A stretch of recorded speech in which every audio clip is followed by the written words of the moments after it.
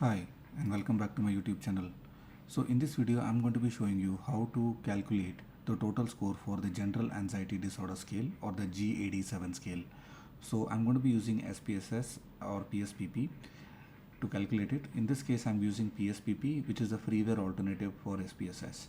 So we have the variable view where I have entered all the 7 items of the scale, and then we have the data view where the data of 30 respondents has been recorded. This is fictitious data. Now going back to the scale and scoring, I'm going to leave the link of the scale and the scoring in the description. This is the official scale, and you can see the responses that a person can give, and the total score ranges from 0 to 21. So for every item a person can score between 0 to 3, 0 standing for not at all, 1 for several days, 2 for more than half the days, and 3 nearly every day. So for every item it's 0 to 3, and for the total score it's 0 to 21, right? Because 3 into 7 is 21.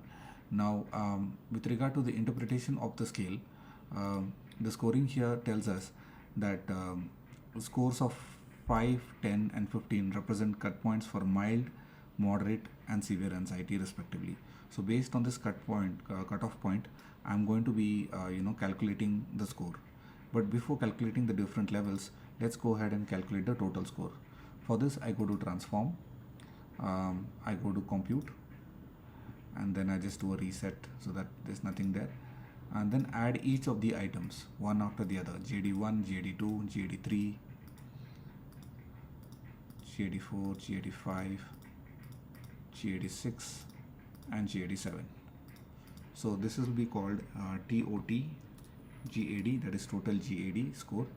I'll put it in small letters so that it's less confusing. TOT GAD, and then in the label column I'll type it as total GAD. I can actually type it here, and then I click continue, I click OK. So as soon as I click OK, I can see that a new variable has been created. I'll just go to the variable view to show you that this is the variable which is total GAD. Now that we have the total score, the next thing we need to do is to classify them into different levels, right? I'll show you the data view so that you can see the total score. This is the total score here. Now to classify them into the different levels as mentioned in the scoring, we're going to go to transform, recode into different variables. I'll just click on reset here so that there's nothing here.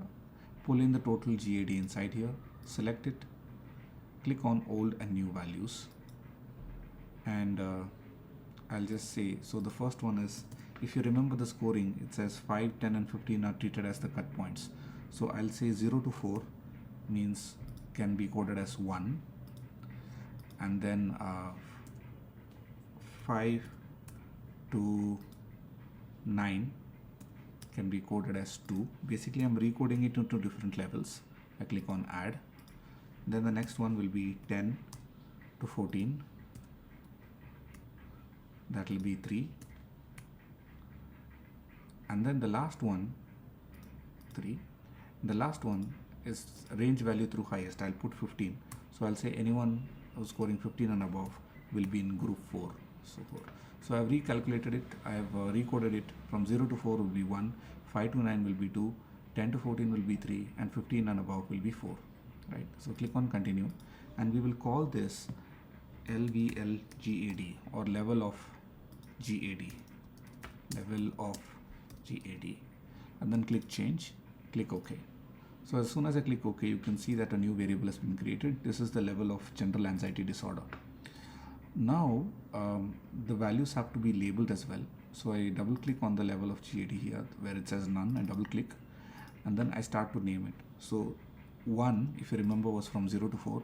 This is called no anxiety. So there's no, so this people with this score have no GAD, or I can say no GAD. 2 will be called mild GAD, 3 will be called moderate GAD, and 4 will be called severe GAD. Click add, and then click OK. So now I've labeled them. Now let's go ahead and do a quick percentage analysis. I'll go to analyze, descriptive statistics. I can go to descriptives. I would rather go to frequencies, which will give me a more accurate. So I'll go to descriptive statistics frequencies, and then I select the level of GAD and then click OK. Now if I go to the output here, I can see that around 10% of the respondents have mild GAD, majority of the respondents have moderate GAD, and about 6.7% have severe GAD. No one among the respondents, none of the respondents have zero anxiety. So all of them are in one of these three categories. They're either having mild, moderate, and severe, with the majority having moderate GAD. So that's about it for this video. I hope you found this video useful. If you did, please do like and subscribe.